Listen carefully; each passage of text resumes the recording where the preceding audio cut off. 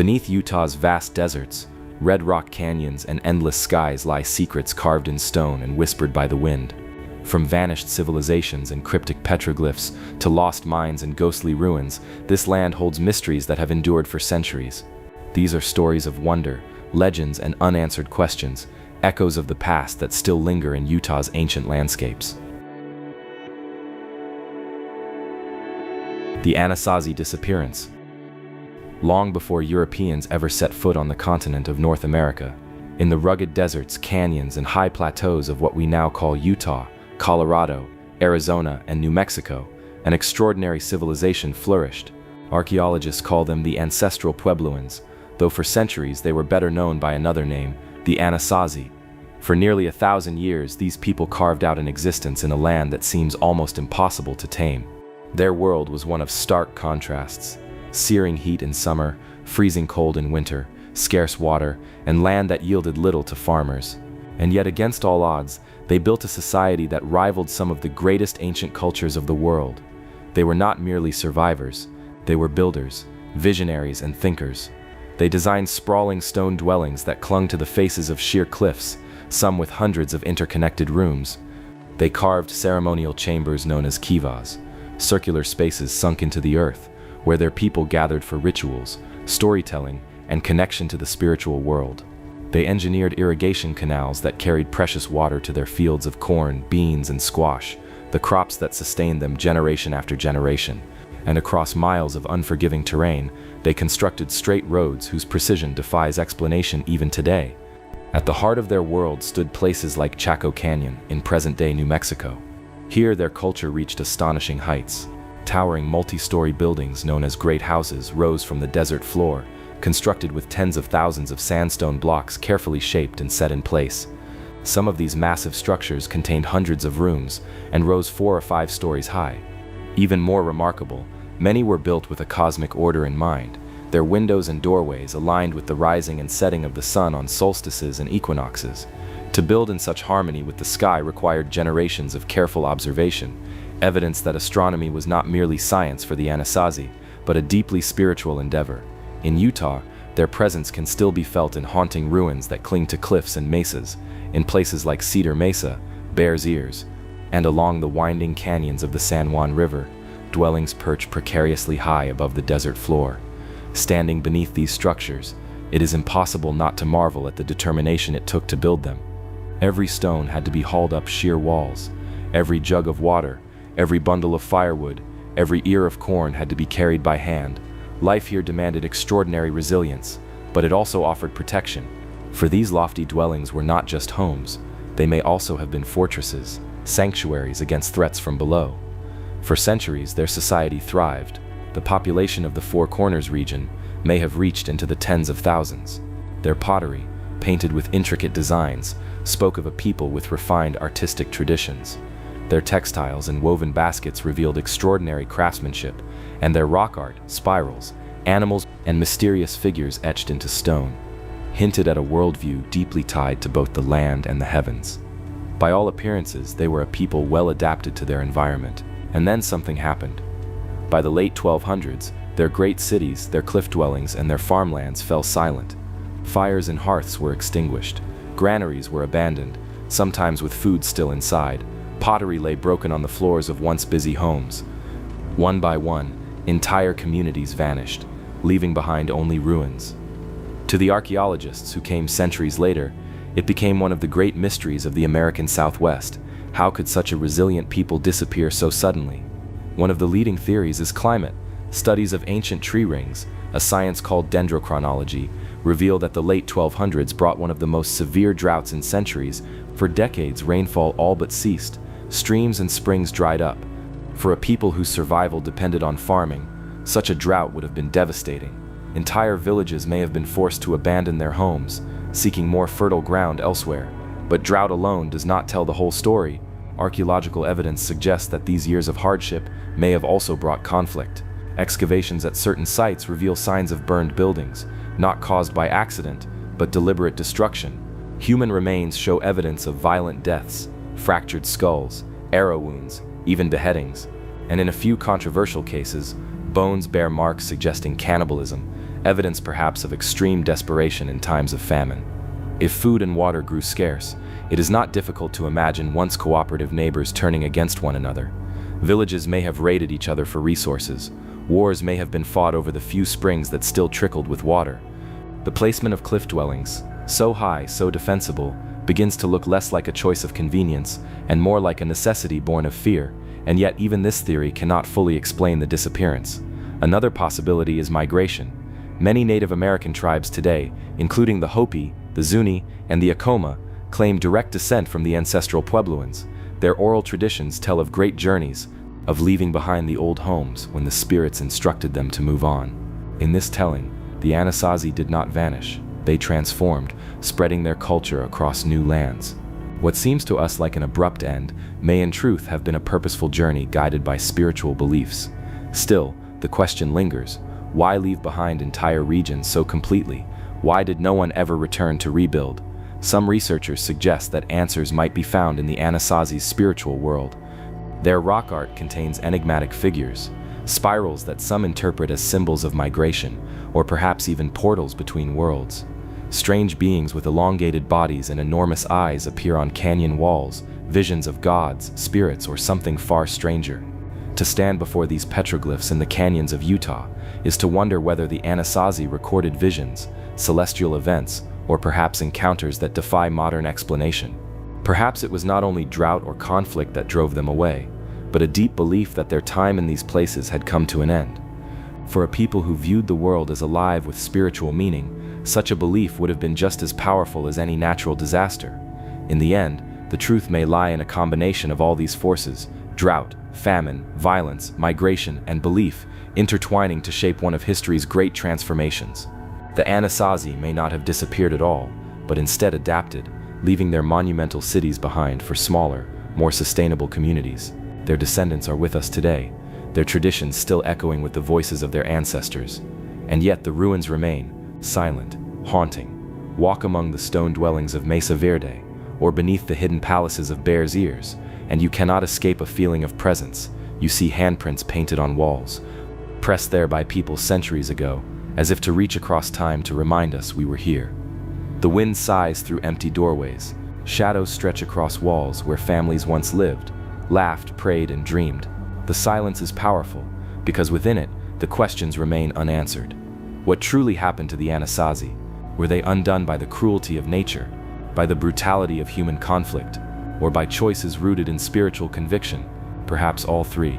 What we do know is this: their story endures. It is not only a tale of disappearance, but of survival and transformation. A reminder that even the greatest civilizations are fragile in the face of nature's power. A lesson in resilience, adaptation, and the enduring strength of the human spirit. Today, the descendants of the ancestral Puebloans continue their traditions, their ceremonies, and their connection to the land. They carry forward the living legacy of a people who never truly vanished. And for those of us who gaze upon the empty dwellings, who run our hands along stones placed with care centuries ago, the mystery lingers, a mystery whispered on the desert wind, written in the silent ruins, and etched forever into the story of Utah and into the ancient history of the world. Newspaper Rock Petroglyphs. Deep in the red rock canyons of southeastern Utah, just off a winding desert road that cuts into the heart of Indian Creek, there is a wall of sandstone that has captured human imagination for centuries. At first glance, it seems unremarkable, just another sun-darkened cliff face, stained by desert varnish formed over thousands of years. But step closer, and the stone reveals itself. Its surface is alive with figures, symbols, and carvings. This is Newspaper Rock. Spread across more than 200 square feet is a breathtaking collage of petroglyphs, images chipped and etched into stone by countless hands over nearly 2,000 years. Animals leap across the rock: deer, bighorn sheep, antelope. Hunters appear with bows drawn. Human figures stretch their arms skyward. Spirals curl inward. Circles twist into strange geometric patterns, and scattered among them are shapes more mysterious, forms that resist easy recognition. It is one of the largest single collections of petroglyphs in the entire Southwest. Yet despite its size, despite its detail, its true meaning remains cloaked in mystery. For the Navajo, the Ute, and the Pueblo peoples, this is not just art. It is memory, it is story, it is message. The Hopi call such carvings the writings of the people. To modern eyes, newspaper rock looks like a bulletin board carved across centuries, layer after layer of human expression, each voice adding to the last. That nickname, newspaper rock, comes from this resemblance. But unlike a modern newspaper, there are no headlines, no dates, no neat organization. Instead, images overlap and intermingle. A spiral cuts through an animal. A human figure shares space with a set of footprints. It is a collage where each new voice joined the chorus without erasing what came before. Archaeologists believe the earliest carvings may have been made nearly 2 millennia ago, perhaps by the ancestral Puebloans. Later, the Fremont people left their marks, then the Navajo, the Ute, and others who passed through this canyon. Each generation added to the wall until the surface became what it is today, a palimpsest of human history, stretching across centuries. Some images seem easy enough to interpret. Hunters chasing bighorn sheep may record successful hunts. Footprints could mark travel routes, or perhaps claim territory. Spirals and circles might represent the sun, the passage of seasons, or migration paths. But beyond these familiar shapes are stranger carvings, cryptic beings with triangular bodies and elongated limbs, creatures that appear half animal, half human, and abstract designs so unusual they seem almost otherworldly. What were these meant to convey? Were they spiritual visions, captured by shamans in altered states of mind? Were they warnings or maps, or are we, in our modern perspective, simply unable to see the meaning that was once obvious? One theory suggests newspaper rock was a traveler's message board. Indian Creek formed a natural corridor through the desert, a route for hunters, traders, and migrating families. Perhaps those who passed by left marks to say we were here. A prehistoric guest book etched in stone. Another theory imagines it as a ceremonial site, a sacred wall where spiritual leaders recorded visions, moments of contact with the unseen world. And then there are the more mysterious interpretations. Some researchers point to the strange humanoid shapes, figures with large eyes, long limbs, or unusual bodies, and ask whether they could represent encounters with something beyond human gods, spirits, visitors from the sky. Most archaeologists dismiss such ideas as modern fantasy, but the images themselves invite speculation, and it is this sense of mystery that gives newspaper rock its power. The layering of the petroglyphs only deepens that mystery. Unlike modern graffiti, where one artist often covers another, here the images coexist. Centuries of carvings overlap, but rarely erase. It is as if each new generation respected what was already there, adding their voices to a conversation that never truly ended. Imagine trying to read a newspaper where every issue for nearly 2,000 years was printed on the same page, in the same space. That is newspaper rock. Not a single story, but thousands layered, intertwined, and almost impossible to separate. Science, for all its tools, cannot fully unlock its secrets. Carbon dating cannot reveal when a carving was made. Archaeologists can estimate based on style or on the cultures known to have lived in the area at different times. But certainty is rare. In many ways, the rock refuses easy answers, and perhaps that is as it should be. For native peoples of the region, these images are not meant to be explained to outsiders. Many believe they hold sacred meaning, knowledge that belongs to those descended from the ones who carved them. To them, newspaper rock is not a puzzle for scholars, but a living link to ancestors, a reminder of traditions that endure even today. For visitors, though, the experience is different. To stand before newspaper rock is to feel time collapse. You realize that for thousands of years, human beings stood in this very spot, staring at this same wall of stone, deciding to leave a mark that would outlast them. It forces a question. What message did they hope to send across the centuries? Perhaps the deeper question is not what they meant, but why we feel compelled to know. Why do we, in the 21st century, stare at these symbols and try to decipher them? Maybe it is because they reflect something universal, the human need to tell stories, to record our lives, to leave behind a trace that says, I was here. Yet they also remind us of how fragile memory is. For every recognizable hunter or animal, there are symbols whose meanings are forever lost. Without the oral traditions of those who carved them, without the voices of the people who knew, we are left with silence. And so newspaper rock remains what it has always been, a mystery written in stone, a message board across time that refuses to give up its secrets, a reminder that the past is never as silent as we think. It whispers through symbols. It echoes through canyons. It waits for us to listen. When you finally walk away, the rock lingers in your imagination. The images follow you, haunting, suggestive. They raise unsettling questions. When future generations look back at us, at our symbols, our words, our messages, will they understand them, or will they puzzle over us the way we puzzle over the past? Newspaper rock teaches us something vital. Stories can endure for thousands of years, carved deep into stone, and yet their meanings can slip away, as fragile as sand carried by desert wind. Perhaps that is the greatest lesson of all, that the mystery is not meant to be solved, it is meant to be felt. The Fremont culture's vanishing. In the heart of Utah's rugged deserts and winding canyons, long before pioneers arrived, and long before European maps gave names to this land, there lived a people who thrived in silence and shadow. Today, archaeologists call them the Fremont culture. But the truth is, we don't know what they called themselves. We don't know their language. We don't know their names. What we have are fragments, stone tools, clay figurines, faded rock art, and the husks of forgotten villages. For centuries, these people lived side by side with their better-known neighbors, the ancestral Puebloans. While the Puebloans raised mighty cliff dwellings and great houses in places like Mesa Verde and Chaco Canyon, the Fremont lived in smaller, scattered communities across Utah's valleys, riverbanks, and canyonlands. They were farmers, hunters, and gatherers, building pit houses dug into the earth, storing corn in stone granaries tucked high into cliffs, and shaping a way of life uniquely adapted to the harsh desert. And then they disappeared. The Fremont culture blossomed between about 300 and 1300 CE. During that 1,000 years, they carved out a society that seems at once familiar and mysterious. Their homes were simple, but practical. Subterranean lodges roofed with wood and brush, keeping cool in the desert heat and warm in the bitter winters. These homes often sat near rivers or streams, where families tended small fields of maize, beans, and squash. But unlike the Puebloans, the Fremont never became entirely dependent on agriculture.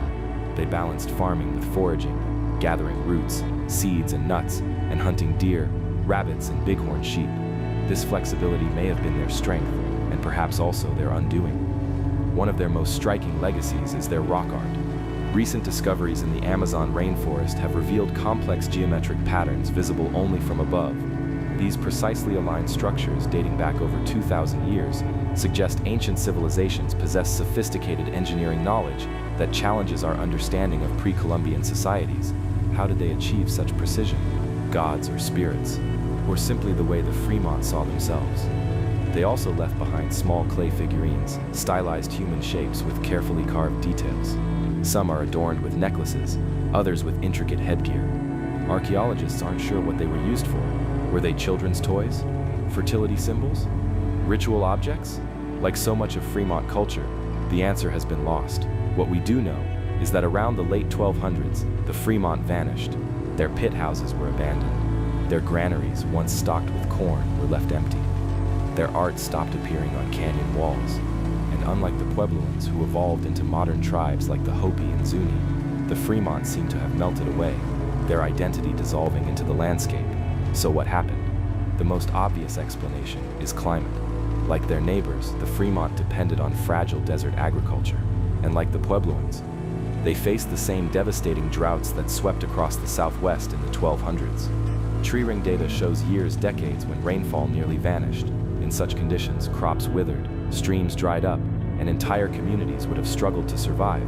But drought may not tell the whole story. The Fremont were never as heavily reliant on farming as the Puebloans. They were skilled hunters and gatherers, more flexible, more able to move with the seasons. Could climate alone have erased them? Another possibility is conflict. Evidence from some Fremont sites shows signs of violence, burned homes, scattered bones, fortifications hastily built on high ground. The late 1200s were a turbulent time in the region, with competition for food and water growing fierce. It's possible that Fremont groups were attacked, absorbed, or displaced by stronger neighbors. Some may have been drawn into the orbit of migrating Puebloan groups, losing their identity in the process. And then there's the question of assimilation. Some archaeologists believe the Fremont didn't vanish at all, but gradually merged with surrounding cultures. Bits of Fremont style show up in later native groups of Utah and the Great Basin, suggesting their descendants lived on, but under new names and new traditions. If true, then the Fremont weren't lost, they simply changed. Still, mysteries remain. Why did their art stop so suddenly?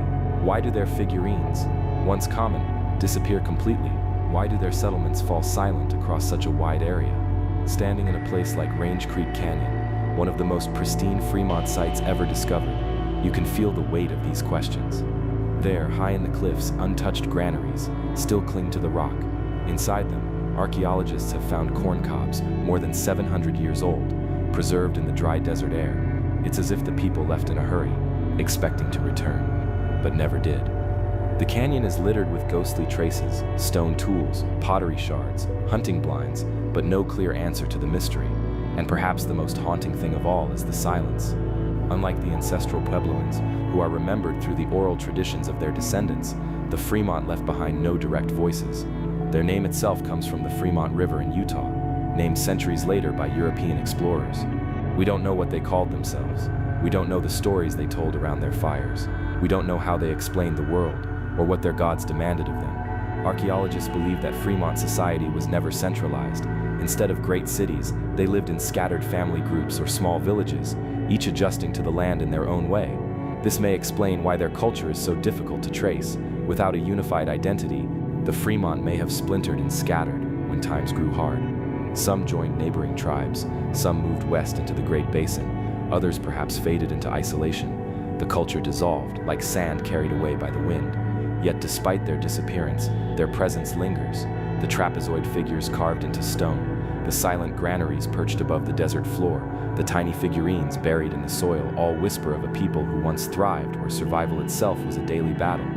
And so the vanishing of the Fremont culture remains one of Utah's greatest mysteries. Did drought and famine break them? Did war consume them? Did they walk away willingly, blending into other tribes until their name was forgotten? Or were they following some path we can't begin to imagine, guided by beliefs we'll never know? Whatever the answer, the Fremont remind us of how fragile a culture can be.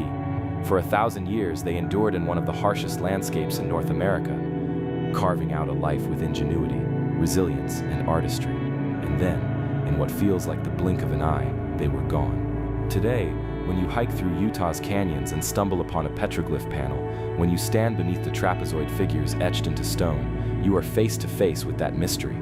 You are looking at the last whispers of a people who lived, dreamed, and disappeared, leaving only their shadows behind. And perhaps that is the greatest truth of the Fremont story. They never really vanished. They are still here, in the rock, in the soil, in the silent granaries watching over the desert. They are here in the unanswered questions, in the wonder of those who search for them. They speak in silence, waiting for us to listen. The Lost Rhoades Mine. High in the rugged mountains of central Utah, where the Wasatch Peaks rise like stone sentinels above dark forests and twisting canyons, there lives a legend that has haunted treasure hunters for more than a century.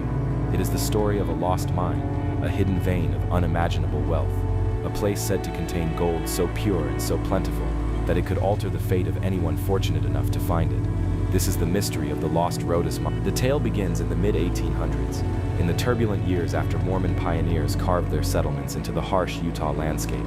Among these settlers was a man named Thomas Rhoades. He was no ordinary pioneer. He was a scout, a frontiersman, and above all, a man of secrets. Trusted by the highest leadership of the Mormon Church, Thomas carried with him knowledge of something that others desperately desired: the existence of rich deposits of gold hidden deep within the mountains. According to the story, Thomas Rhoades was granted special permission by native tribes, most often said to be the Ute. The land was sacred to them, off limits to outsiders. But Thomas, it is said, earned their trust. Some versions claim he was even guided to the site of an ancient mine, a place that predated the Mormon settlers by centuries. When Rhoades returned from his expeditions, he did not bring back scattered nuggets or dust, like so many prospectors of the age. Instead, he carried chunks of extraordinary purity, gold so flawless that assayers marveled at it, gold that jewelers scarcely believed could exist in nature. The Mormon Church, facing hardship in its early years, quietly benefited from this treasure. Coins were minted, debts were paid, and survival was secured, all without ever disclosing the true origin of this mysterious wealth. But the location itself, Thomas kept guarded. The legend says he swore an oath, bound both to his faith and to his agreements with the native people, that he would never reveal the site. For years he honored this oath. Friends spoke of his long absences into the wilderness. Weeks would pass, and then he would emerge tired, worn, but with saddlebags that gleamed with fortune. There are whispers that he once took church leaders to the site, allowing them to extract only what was necessary before concealing the entrance again beneath stone and earth. As time wore on, the weight of the secret grew heavier. In his final days, weakened and nearing death, Thomas is said to have passed the knowledge to his son, Caleb Rhoades. If Thomas was cautious, Caleb was bold. Where his father had honored discretion, Caleb courted fortune. He is said to have ventured into the mountains repeatedly, returning with more of the fabled gold. His confidence stirred curiosity, but also suspicion. Some accused him of betraying his father's oath. Others whispered that Caleb never truly knew the location, that he relied on scattered caches or fragments of memory, fooling others with grand stories. The Mormon Church, wary of controversy and conscious of its promises to the native people, chose distance. The gold was quietly set aside, and when Caleb died, the trail went cold. The secret slipped once more into the shadows of the mountains. That was more than a century ago. Since then, the Uintas and Wasatch Ranges have become the hunting ground of dreamers. Treasure seekers scoured cliffs, combed valleys, and crawled into caves, convinced that the Rhoades legacy was hidden just out of reach. Some swore they had seen strange carvings, Spanish crosses etched into stone, arrows pointing towards secret passages, or the initials PR standing as cryptic markers. Others whispered of a mine sealed behind an impenetrable wall of rock, deliberately hidden so it would never again be touched. The legends splintered into countless variations. Some claimed it was once a Spanish treasure mine, carved by conquistadors in their relentless pursuit of gold. They forced native people into brutal labor, extracting vast riches until rebellion sealed the tunnels forever in blood. Others believed it was not Spanish at all, but wholly native, a sacred site that should never have been revealed to outsiders. And still others went further, declaring the mine cursed. Anyone who sought it, they warned, would face ruin. The curse stories multiplied. Treasure hunters claimed to be stalked in the night. Some said they heard voices calling through the forests, or saw symbols freshly carved into trees, warnings to leave. A few disappeared without a trace. Others returned empty-handed, speaking of sudden storms or strange strangers who turned them back. And yet the lure of gold is difficult to silence. Even today, with modern technology at their disposal, drones, mapping software, metal detectors, seekers continue to climb into the remote canyons of the Uintas, chasing whispers of treasure. Rumors surface every so often, of small caches discovered, of veins of quartz laced with gold. But the great mother lode, the heart of the Rhoades mine, has never been revealed. Why has the secret endured so long? Perhaps because it is more than just a story of wealth. To the native tribes of Utah, the mountains remain sacred, places of reverence rather than plunder. To the Mormon pioneers, the legend is tied to survival and secrecy, a symbol of resilience in a harsh land. And to treasure hunters, it represents the eternal hope that fortune lies just beyond the next ridge. Skeptics, of course, dismiss it entirely. They argue that the gold was never from a single mine. Perhaps Thomas Rhoades traded for it with native people, or perhaps he drew it from scattered deposits that were quickly exhausted. Some historians believe the tale grew with each telling, transforming modest truth into enduring myth. But if you stand among the high valleys of the Uintas, with their endless forests and shadowed canyons, it is not difficult to imagine a secret waiting just out of sight. These mountains are vast, riddled with caves and cliffs, a labyrinth where a hidden mine could easily sleep undisturbed for centuries. The wilderness guards its mysteries well, and so the legend survives. The lost Rhoades mine is more than a treasure hunt. It has become a ghost story, a cautionary tale, and a symbol of humanity's endless chase after fortune and mystery. Each year, new seekers venture into the wilderness, convinced that they will be the ones to break the code, to read the carvings correctly, to uncover what Thomas Rhoades once knew. But the mine, if it exists, remains hidden. Perhaps it was sealed forever by those who believed it should never again see daylight. Perhaps it lies waiting for one chosen discoverer, the soul destined to change history. Or perhaps the true treasure was never the gold at all, but the story itself, a tale that gleams brighter with every retelling, binding Utah's mountains to one of the West's most enduring mysteries. The lost Rhoades mine is not simply a question of stone and metal.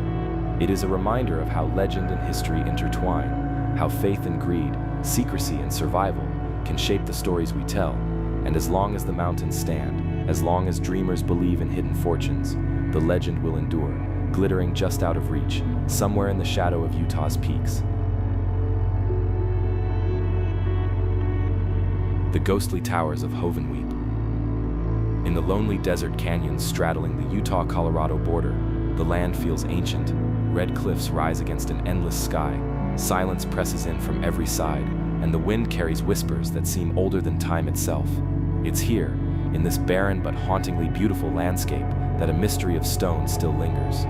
Scattered across the mesas and canyon rims stand towers, stone towers, some square, some round, some oddly D-shaped, that were built more than 700 years ago. Today they are ruins, crumbling yet defiant, their walls scarred by centuries of wind and sun. But once they rose proudly above the desert, built with a precision that seems almost impossible for the time. This place is called Hovenweep, a name taken from a Ute word, meaning deserted valley. And it is here that one of Utah's great mysteries resides, the ghostly towers, their purpose still uncertain, their silence still unbroken. The people who built these structures were the ancestral Puebloans, often called the Anasazi. By the 1200s, they had lived in the Four Corners region for centuries, farming the harsh desert land, raising crops of corn, beans, and squash, and weaving their lives into the rhythm of the sun and seasons. But here at Hovenweep, they created something unique, stone towers unlike anything else in the region. There are more than 100 of them, scattered across 6 different sites. Some are perched precariously on the very edges of cliffs. Others stand isolated in the middle of dry washes, or tucked against boulders as if hiding secrets. They range from small watchtower-sized buildings to multi-story giants. Their masonry is extraordinary, tightly fitted sandstone blocks, carefully shaped and stacked, forming walls that have endured for centuries. But why were they built? That is the question that haunts Hovenweep. Archaeologists have debated the purpose of these towers for decades. Some believe they were defensive fortifications built during times of drought and conflict. In the 1200s, as resources grew scarce and tensions rose, perhaps the towers were used as watchpoints, places to guard against raiders or protect precious food stores. Their placement on cliffs and ridges certainly suggests vigilance, as if their builders were keeping watch over both land and people. Others see them as ceremonial structures. The ancestral Puebloans had a deep spiritual connection to the cosmos. Some towers align with the movements of the sun and moon, marking solstices and lunar standstills. Could these have been observatories, places where priests or shamans tracked celestial events, guiding rituals and agricultural cycles? If so, the towers may have served as both spiritual and practical tools, bridges between heaven and earth. And then there are those who believe the towers were storehouses or symbols of community power. Grain could have been kept safe inside their thick stone walls, protected from rodents and moisture, or perhaps they stood as monuments, declaring the strength and permanence of the people who built them. But the truth is, no single explanation fits all the towers. Some may have been watchtowers, others observatories, still others granaries or shrines. Each one might have carried multiple meanings, its purpose shifting with time and need. What is clear is that they were important. These were not casual constructions. They took planning, labor, and vision. They mattered deeply to the people who built them, and then they were abandoned. By the late 1200s, the towers of Hovenweep, like so many ancestral Puebloan sites, fell silent. The people who built them left, just as their neighbors did at Mesa Verde, Chaco Canyon, and countless other settlements across the Southwest. The droughts of the time were severe, lasting decades, crippling agriculture, and forcing families to move in search of survival. Violence, too, may have played a role. Competition for food and water sparking conflicts that left communities vulnerable. Whatever the cause, by the early 1300s, the towers of Hovenweep were empty, their stone walls left to face the desert winds alone. The people migrated south and east, becoming the ancestors of modern Pueblo tribes such as the Hopi and Zuni. But the towers remained silent witnesses to a vanished way of life. Today, to walk among the ruins of Hovenweep is to step into that silence. The desert seems to hold its breath around you. The towers rise against the sky, their windows and doorways staring blankly out at the horizon. Ravens circle above, their cries echoing off canyon walls. And in the quiet, you feel the weight of the unknown. Who stood guard in these towers? Who lit fires in their hearths? Who gazed at the stars from their rooftops, charting the heavens with eyes sharpened by belief? Their voices are gone, but their stone remains. Some visitors speak of a presence here, a sense of being watched. Perhaps it's just the eerie shape of the towers themselves, standing like sentinels over the canyon. Or perhaps it's something deeper, a lingering spirit of the people who once called this place home. Legends abound. Some say the towers were built not just for defense or ceremony, but as beacons for the spirit world, guiding ancestors or calling down powers from the sky. Others whisper that the towers hide secrets still undiscovered, buried chambers, sealed caches of sacred objects, perhaps even the remains of those who built them. And then there are those who believe the towers are haunted. Night visitors tell of strange lights glowing in the windows, of footsteps echoing on the stones when no one is there, of whispers carried on the desert wind. Whether these are tricks of imagination or echoes of something more, the effect is undeniable. Hovenweep feels alive even in its emptiness.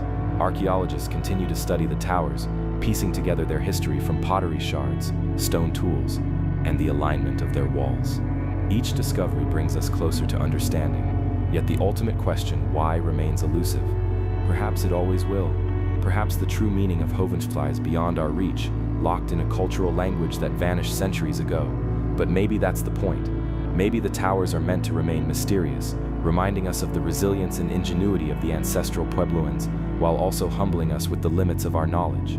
They are both monuments and mysteries, standing at the edge of history like sentinels guarding secrets we can only guess at. When you leave Hovenweep, the image stays with you, stone towers rising against the endless desert sky, alone yet enduring.